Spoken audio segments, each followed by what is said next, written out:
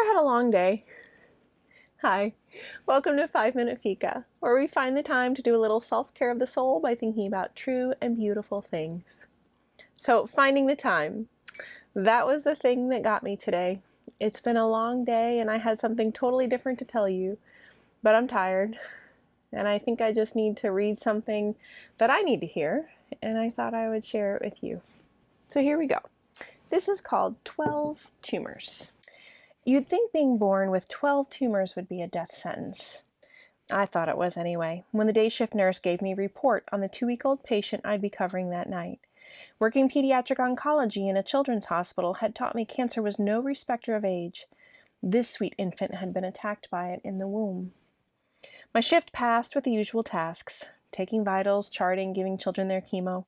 But when morning came, I walked out of the hospital and my heart stayed behind.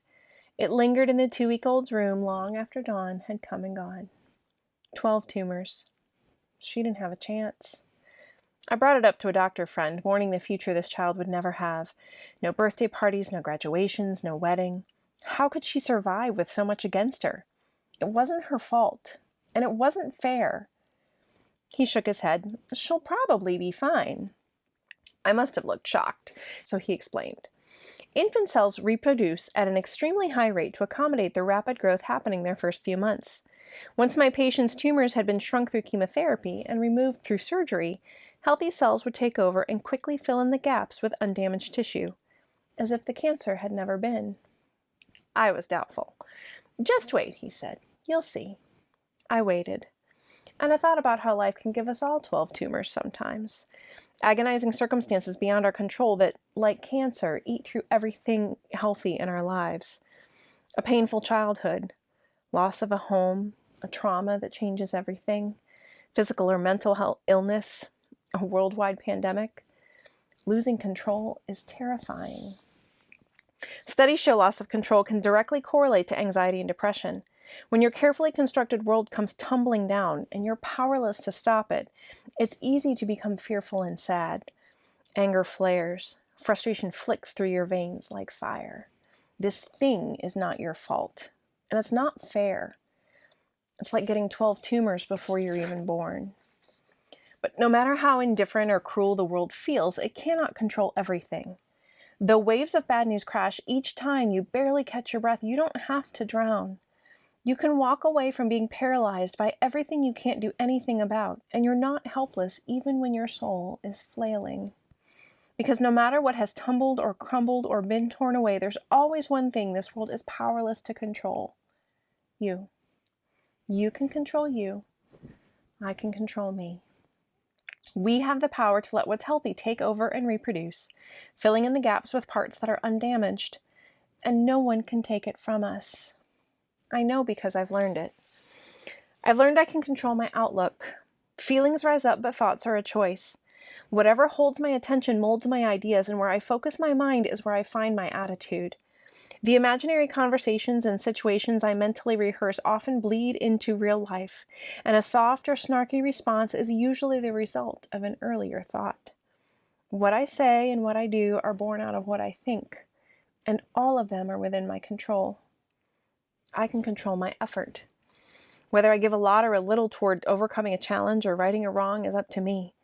Regardless of the results, my determination to keep trying, keep going, keep working day after day is a locomotive no one holds the throttle to but me. I think I can, so I will.